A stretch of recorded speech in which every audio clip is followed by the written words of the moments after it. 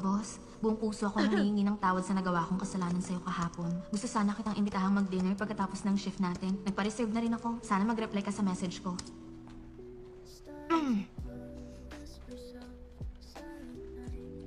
Parang hindi maganda ang pakiramdam mo. Hindi ka ba nakatulog kagabi? Pagod lang siguro ako kaya ako nagkasipon ngayon. Salamat, Tanying. Workaholic si Atty. Chen kaya alagaan mong sarili mo. O siya, aalis na muna ako. Good luck.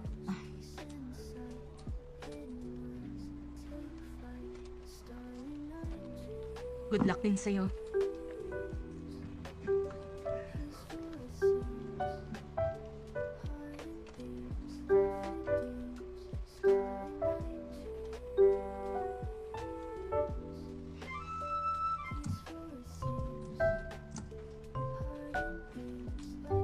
Ba't kaya di siya nagre-reply sa message ko?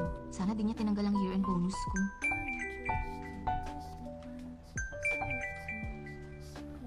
Hello, Ting Ting? Hindi ko na kaya. Ayoko na talaga siya makasama pa. Gusto ko na makipaghiwalay sa kanya. Ano? Nasaan ka ba? Nandito ako kung saan tayo madalas mag-dessert. Papunta na ako dyan.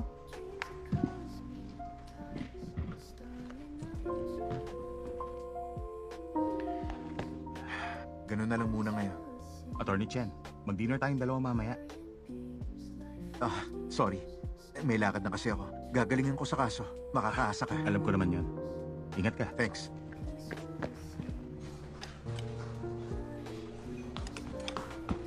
Anong nangyari, Ting Ting? Ayoko na. Hindi ko na siya kaya makasama pa. Gusto ko na makipaghiwalay. Okay, kalma ka lang. Relax lang. Ano ba kasing nangyari? Alam mo naman, di ba? Hindi kami naghanda nung kinasal kami. Ang akala ko, pag lumipat kami ng bahay, maghahanda at mag-iimbita kami ng mga bisita. Matagal ko na sinabi sa kanyang tungkol doon at pumayag naman siya doon. Pero nung tinanong ko kahapon, sabi niya ayaw niya daw gawin yun. Ba't ayaw na raw niya? Pwede naman kayong maghanda kasama ang pamilya at malalapit yung kaibigan, ah. Yun na nga! Yun ang sinabi ko! Hindi siya nagsalita at nainis pa siya. At minsan ko na lang siya makita nitong lumipas sa 2 linggo. Kaya nag-away kami. Sabi niya, wala raw akong kinikitang pera at ginastos ko lahat ng pera niya. Wala raw akong kwenta. Ayaw na raw niya sa anak namin. Hindi ko na kaya magpatuloy sa ganitong relasyon. Tandaan mo, buntis ka ngayon. Bawal sa'yo ang ma-stress. Baka naman mainit lang ang ulo ni House nung sinabi niya yun. Tama na. Huwag ka na mag-alala. Pag binastos ka niya ulit, lagot siya sa akin.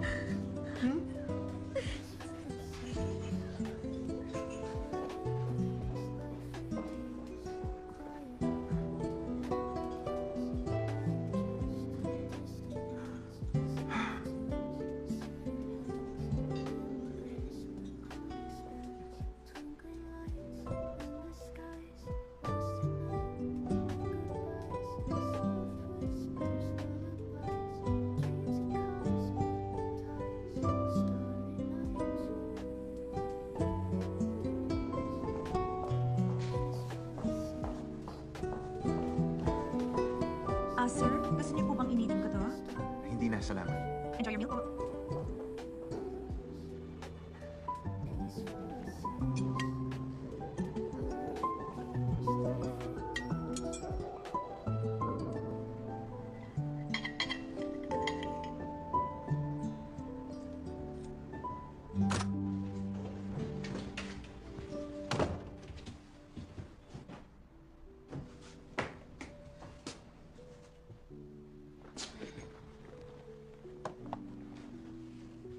Saan ka galing? Nandito ka na pala, boss. Pumunta ako sa bahay ng kaibigan ko. May pinag-usapan kami. Anong meron?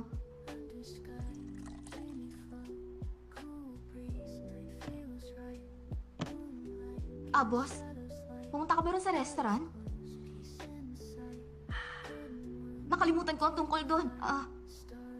Hindi ka kasi nag-reply kaya akala ko ayaw mo. Pasensya na. Pumunta ka ba? Hindi, no? Mabuti naman.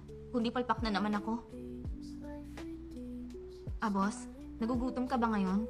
Gusto mo bang ilibre kita ng pagkain? Huwag na. Busog pa ako. Kumain kami nung client. Maglakad muna tayo tapos kumain. Baka sakaling magutom ka ulit. Di ako mapakali kasi may utang ako sa'yo. Ililibre na lang kita ng pagkain. Kung hindi, hindi ako makakatulog. May sakit ka ba? Masakit ang ulo ko. Huwag na tayo kumain. Magpamassage tayo. Massage? Hindi talaga ako nagpapamassage. Pero, apektadong trabaho mo kung may sakit ka. Pati na rin ang trabaho ko. Tara. Ah. Ah! Diyan nga sa bandang yan. Diinan mo pa. Oh! Ah. Ah. Oo, dyan. Ah! Ah! Ang ingay mo naman. Kailangan kong sumigaw para alam ng masahista kung saan didiinan. Miss, banda dyan. Pakidiinan mo pa dyan. Sir, masyado pong stiff ang leg at balikat nyo. Nahihirapan ka bang matulog nitong mga nakaraang araw? Okay lang ako. Kailangan mong isigaw yan, boss. Pag ginawa mo yan, mas nare-release ang pressure sa katawan mo. Huwag mong pipigilan. Miss, pwedeng pakidiinan mo pa? Okay po, ma'am. Hindi sa akin yung kanya. Okay.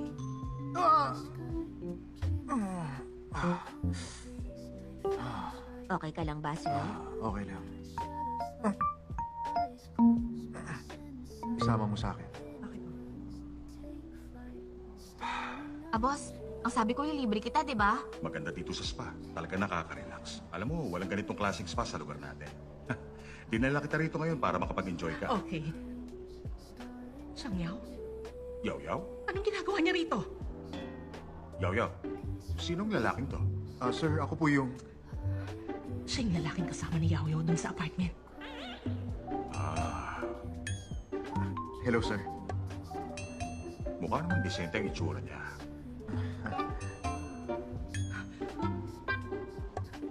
Pati nalang lalaking hindi ko samahan sa spa. Ikaw ba ang nagbayad sa kanya? Hindi mo siya pwedeng i-spoil ng ganito. Hindi na mahalaga kung sino ang nagbayad. Bata pa siya at nagpapamassage na. Chen, Po? meron ka bang iniindang karamdaman? Sir, ang totoo... Tama na. Hindi kami pumunta rito para gumastos o kaya mag-date. Kundi para magtrabaho. Trabaho? Trabaho po. Ma, di ba reklamo mo wala siyang trabaho? Nagpatulong ako sa boss ko at kinuha siya bilang masahista. Ito ang unang araw niya, kaya naman po sinamahan ko siya.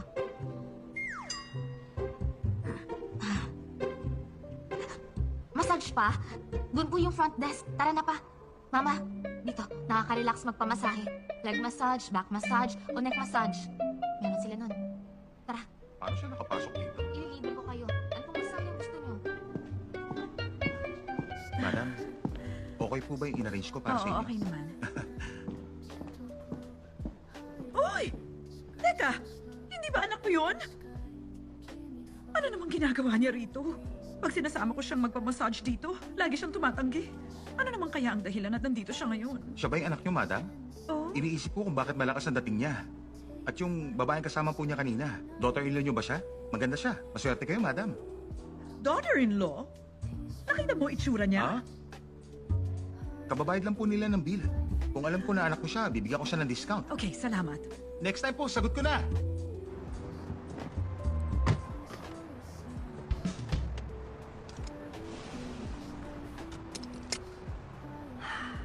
Para magtrabaho. Ah! Ah!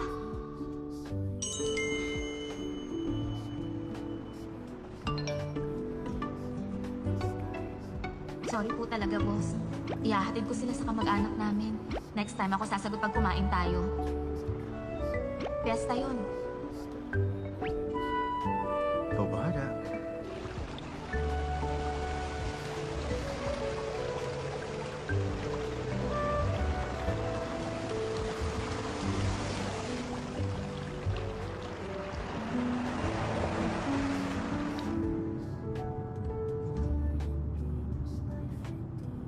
Hello? Honey? Meron akong importanteng bagay na sasabihin sa'yo. Nabanggit ko sa'yo na pupunta ako ng spa, di ba? Alam mo kung sinong nakita ko? Nakita ko lang naman yung anak natin kanina. Tapos, pumunta siya ron at meron siyang kasamang babae. Mabuti naman. Basta mahalaga, masaya ka, okay? Honey, tingin mo, ano naman kayang klaseng babae siya? Paano niya kaya napakisamahan ng anak nating yun? Hindi kaya ordinaryo lang siyang babae na galing sa isang ordinaryong pamilya. Gusto kong makilala kung sino siya. Honey, madali lang yan. Gabi na ngayon. Tandaan mo muna kung saan lugar. Tapos magpahatid ka sa driver bukas na umaga. Okay, sige. Susundan ko ang anak natin ngayon. O siya, ibababa ko na ha. Bye-bye.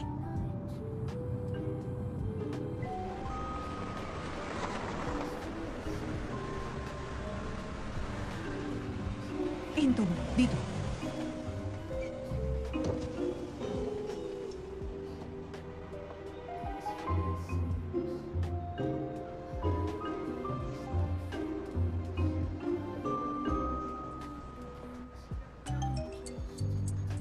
Ayan. Bakit napakadilim naman ito? Wala akong makitang kahit ano. Ayan. Ay, sus. Kaya naman pala wala akong makita. Hello, honey? Nandiyan ka ba? Ang masasabi ko lang, mabuti talaga ang puso ng anak nating yun. Para makasama niya yung babae. Handa pa talaga siyang tumira sa ganitong klaseng lugar. Marunong talaga siyang mag-adjust at makisama. Pumarap ka. Harap. Pero sandali, bakit ba hindi ko makita yung mukha ng babae, ha? Ay. Naku, paalis na sila. Ayan na. Okay, teka. Pero boss, hindi na ako pwedeng kumain. Kailangan ko nang magbawas ng timbang. Bawas timbang? Hindi mag-jogging tayo mamaya. May babasahin pa akong files. Paano kung masalubong natin si Mama? Ayoko na manghingi ng pabor sa'yo. Hindi naman ako naniningil. Isipin mo muna kung ano ba yung kakainin mo.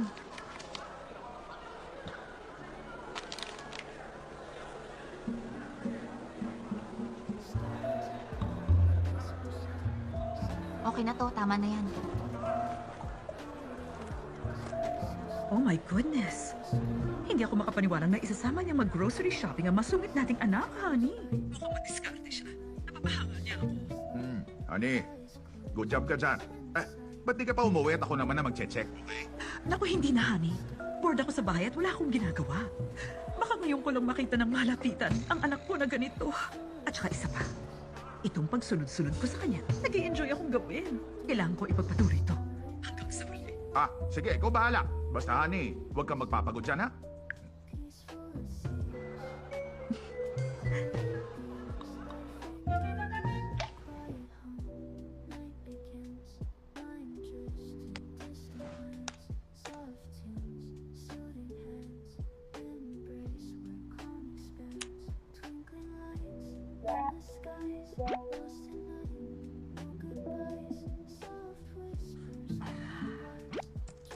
Masyadong common yung title nito. Saka concerned lang naman yung boss sa assistant niya.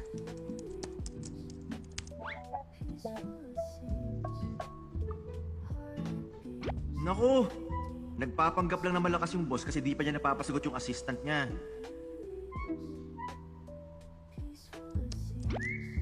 Nagluluto ng lunch sa kusina yung assistant niya.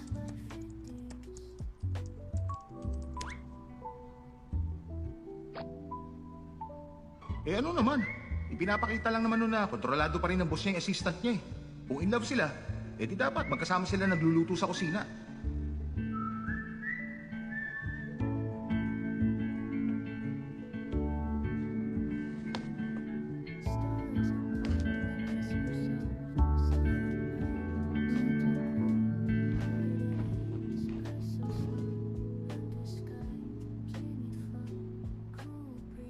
Changyao? Changyao? Naku, boss! Sorry! Ako na Ano ba yan? magpupunas! Hindi ko sinasadya! Ayaw nang matanggal ng mansa! Baka ba rin mo, lalaban ko. Naka-earphones kasi ako kaya hindi kita napansin, boss. Sorry.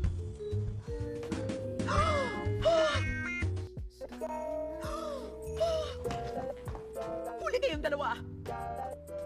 Mabuti na lang at bukas sa pinto. Ma, ba't nandito ka? Ma, magpapaliwanag po ako. Hindi na kailangan. Pagtatakpan nyo lang ang nangyari. Pero mamali ang inaakala nyo. Ay, naku. Nakita kong tinatanggal niya ang suot mo eh. Hindi naman po sa ganon. Naging bata rin naman ako. Alam ko yan. Okay lang.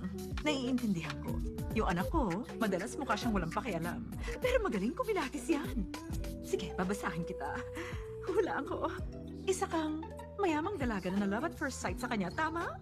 O ikaw ang CEO ng kalabang kumpanya na napamahal na sa kanya? O baka naman, makikipagbalikan ka sa kanya dahil namimiss mo na yung anak ko nung kayo pang dalawa. Napaghandaan ko na. Bahala na kahit sino ka pa. Hello, madam. Ako si Chang Yao. Ako po ang assistant ni Attorney Chen sa Junhang Firm. Oh. Ikaw yung babaeng dumikit sa maimpluwensya para makaangat. Okay lang. Napaghandaan ko rin yan. Okay lang. Bukas ng tanghali, sa restaurant na yan, mag-isa kang pupunta ron. Ah,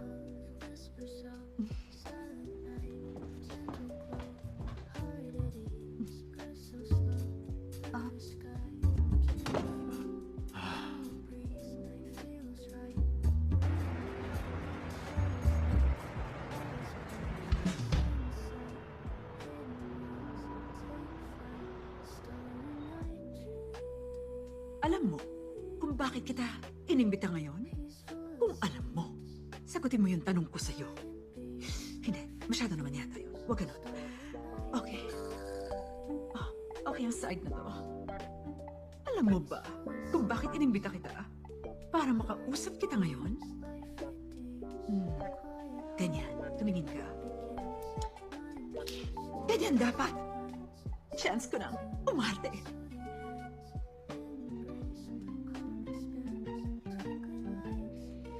Alam mo ba, Miss Chang, kung bakit kita inimbita rito ngayong araw?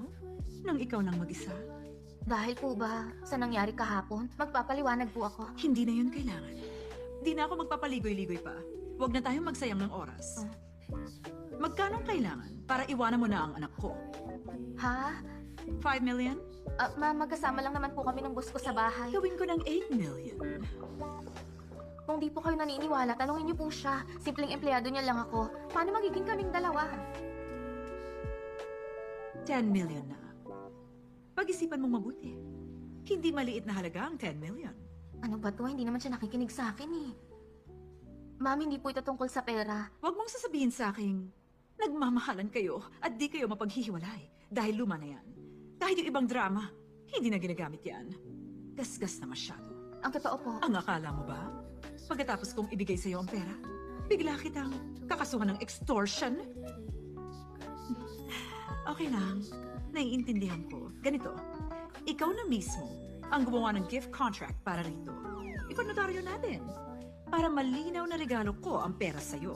At para masabing nasa katinoan ako nung nangyari to. Ba't di ka nagsasalita? Natumbok ko ba? Masasabi ko na hindi espesyal ang pagmamahal mo sa kanya. Ano ba tong sinasabi ng mama niya? Mas mabuti pong kausapin niyo na lang siya, ma'am. Ikaw, Iha, hindi ako papayag na makapasok basta ang taong kagaya mo sa Chen family. Ba't di ka nagsasalita? Hindi niyo po kasi ako pinagsasalita. Sabihin mo, ano yung ginagawa niyo? Kahapon po, aksidente kong natapunan ng ketchup yung damit niya. Tinutulungan ko siyang punasan yun nung bigla naman kayong dumating. Bakit ikaw ang nagpunas ng damit niya? Bakit hindi na lang pinagawa yun sa iba, Siya lang naman po ang kasama ko, tsaka ako naman po ang nakatapon. Bakit pumayag kang tumira ng kasamang anak ko? Wala po akong pera.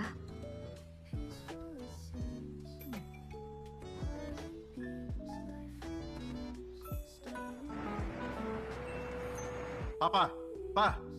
Sabi nung butler, nahulog daw sa hagdan si Mama. Nasaan siya?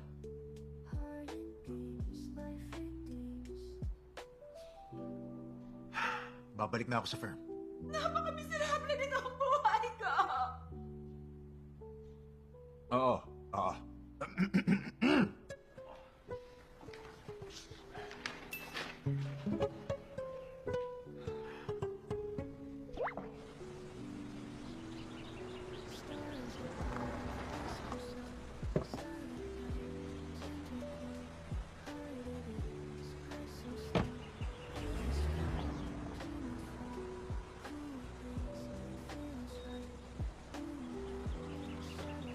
Lumaki si boss sa ganitong bahay. Pero bakit naman nagtsatsaga siya sa paupahan?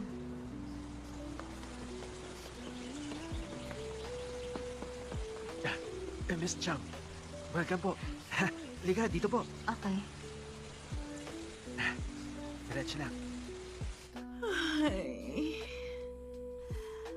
Ma, tigilan niyo na po yan. ah,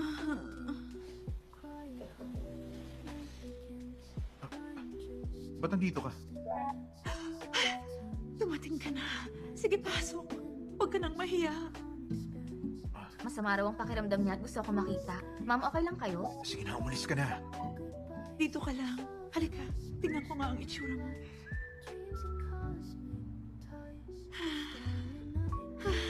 Okay lang po kayo? Chong Yao, iha. Sa wakas dumating ka.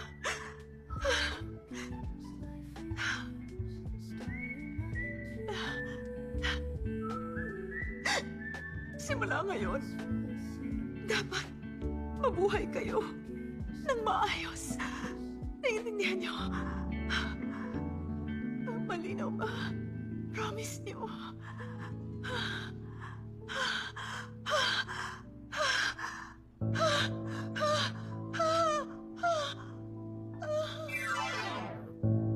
Madam?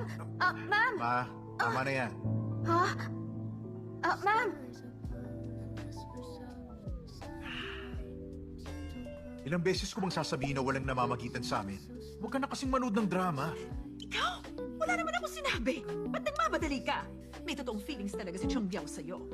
Pinuntahan niya ako na may mabuting intensyon. Dapat pahalagahan mo siya. Wala nang babaeng gaya niya na di iniisip ang pera. Dahil hindi niya tinanggap ang 10 million na in-offer ko sa kanya. Dapat i-appreciate mo siya. Anong 10 million? Nung nagkita kasi kami ni ma'am, Teka lang. In-offer ko yung 10 million para iwanan ka niya. Pero hindi niya yung tinanggap. Saan ka makakakita ng babaeng gaya niya? hindi naman sa ganun, boss. Anong hindi naman ganon? Di ba tinanggihan mo yung offer ko sa'yo? Opo. Oo, nakita mo na. Pero, Alam niyo, bukod sa pag-ibig, wala na ako nakitang ibang dahilan. Ma, kaya ka naman pinuntahan ni Chong Yao. Dahil nanay ka kasi ng boss niya. Magkaroon ka naman ng boundaries. Huwag mong ibuli ang empleyado ko. Teka, ikaw attorney Chin. Dahan-dahan ka sa sinasabi mo. Hindi na mabagay ang salitang bully rito. Tsaka kailan mo siya binuli? Alam mo, gusto ko naman talaga si Chong Yao eh. Dahil nakita kong sincere siya. Nabago niya, kahit ang puso ko, singtigas ng bato. Napabilib niya ako. Kaya napalitan. Ang maling iniisip ko. Pabor na ako sa inyo. Tama na, halika na.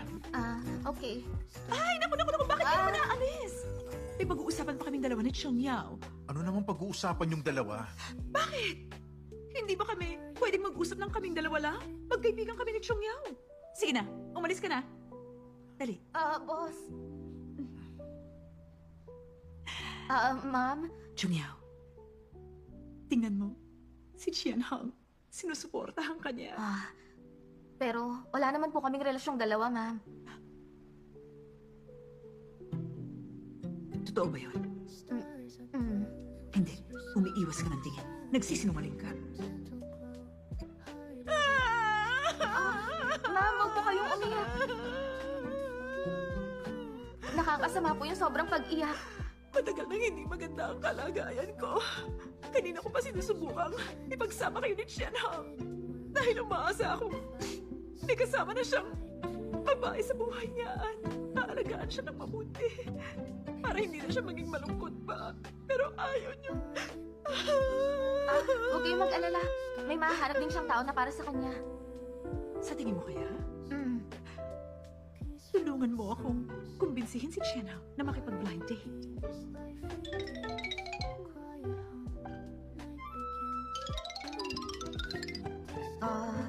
Sige po.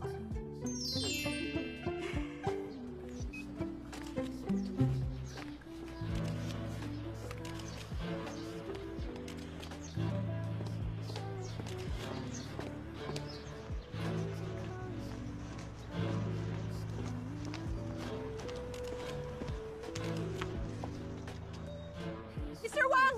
Tulungan niyo akong huliin ang lalaking yan! Teka,